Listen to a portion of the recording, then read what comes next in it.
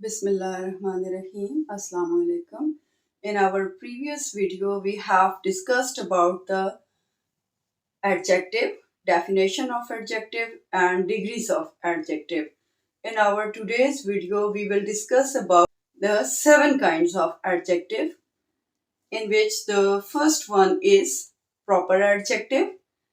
An adjective formed from a proper noun is called a proper adjective. ऐसा adjective जो कि proper noun से बने वो प्रॉपर एडजेक्टिव कहलाता है। नाउन्स के बारे में हमने अपनी प्रीवियस वीडियोस में डिस्कस काफ़ी डिटेल में किया है कि नाउन किसी शख्स, जगह या चीज़ के नाम को कहते हैं और इसकी डिफरेंट काइंड्स होती हैं, जिनमें से एक है प्रॉपर नाउन, जो किसी खास शख्स, खास जगह या खास चीज़ का नाम होता है। तो जो प्रॉपर नाउन से बनता है वही एडजेक्टिव प्रॉपर एडजेक्टिव कहलाता है। For example, Pakistani T. Pakistan अब आप हमारा प्रॉपर एडजेक्टिव है तो पाकिस्तानी टी हो जाएगी। तो ये एक तरह से इस टी की क्वालिटी है कि वो पाकिस्तानी टी है, इसलिए इसको हम प्रॉपर एडजेक्टिव कहते हैं। अमेरिकन कार, अब कार है उसके साथ आप अमेरिकन लगाएंगे तो पता चलेगा कि अमेरिका की है, ये इसकी खास क्वालिटी है अमेरिकन होना। तो ये आपका है proper adjective. Now we have this example, English wool.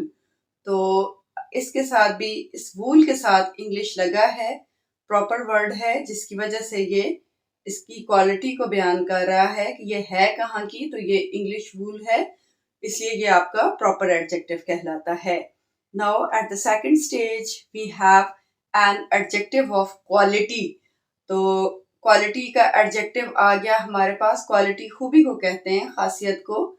It shows the kind, the quality और the state of a person और a thing.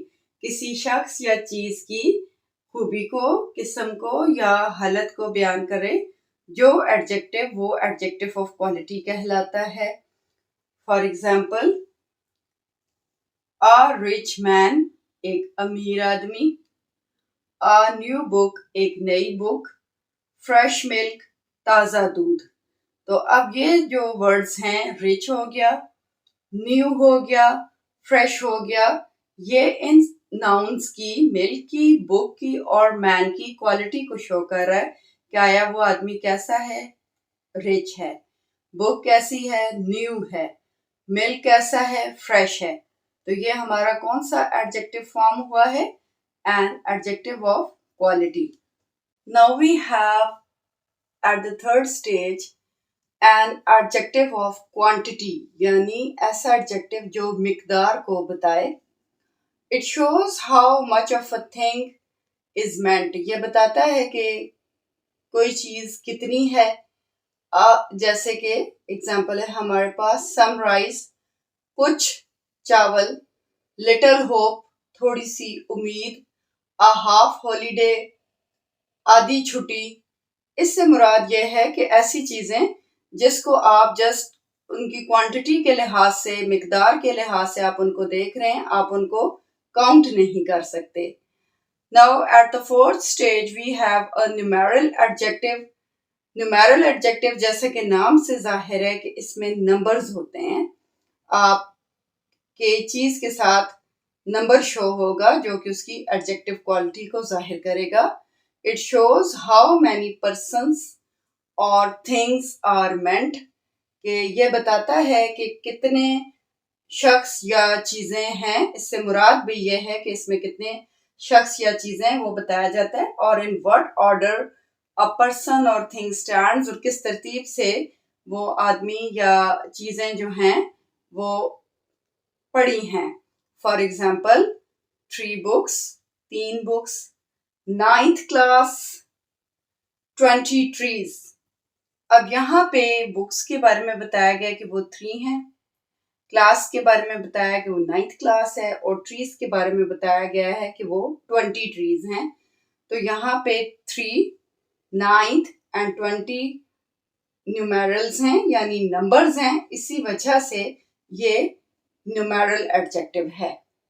At the fifth stage, we have a demonstrative adjective.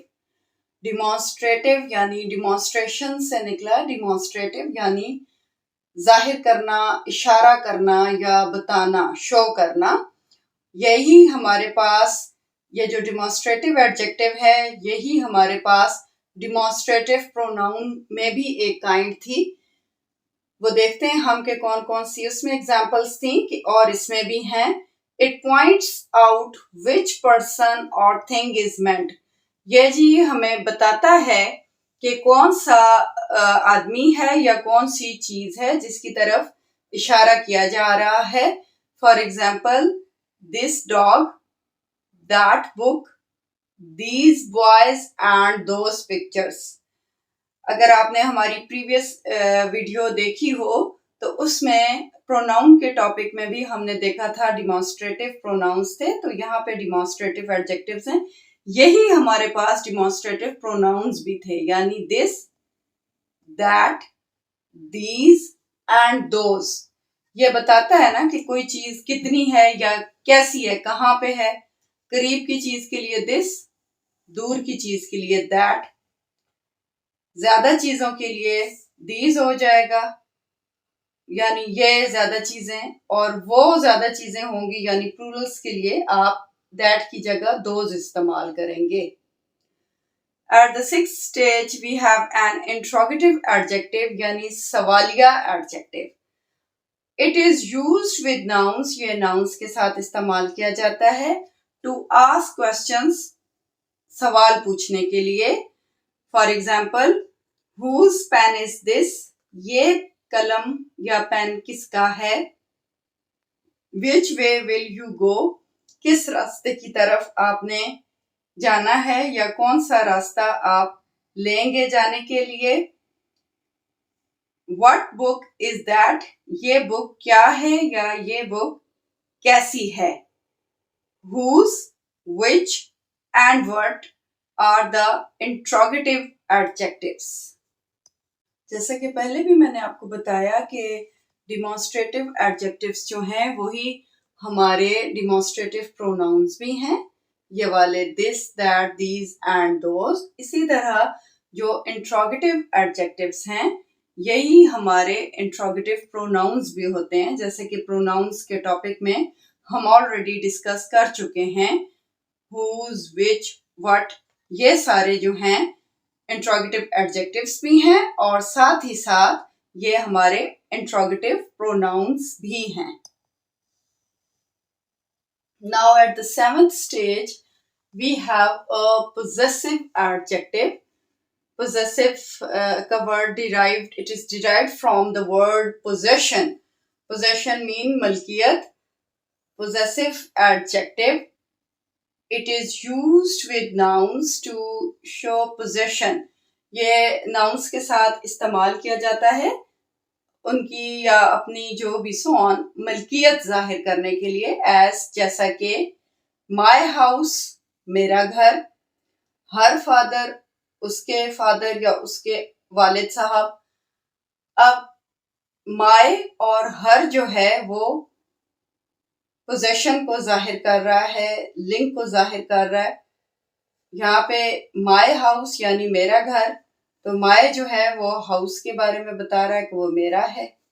यहाँ पे her father, उसके father यानी उस लड़की के father, तो इसलिए यहाँ पे माई, हर, हिम, देम, ये सारे हमारे हो जाएंगे पोजेसिव एडजेक्टिव्स।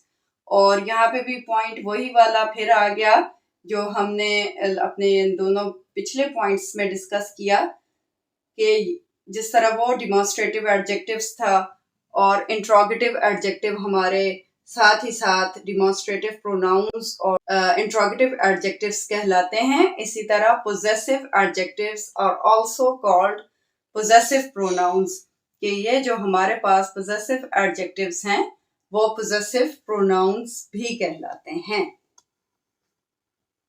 यह था हमारा आज का टॉपिक जो कि थी 7 काइंड्स एडजेक्टिव की। उम्मीद है आपको इसकी समझ आ गई होगी, और अगर आपने अभी तक हमारे चैनल को सब्सक्राइब नहीं किया तो आप हमारे चैनल को सब्सक्राइब करें और साथ ही बेल आइकन के बटन को लाजमी प्रेस कीजिए ताकि हर नई आने वाली वीडियो आपको मिल सके।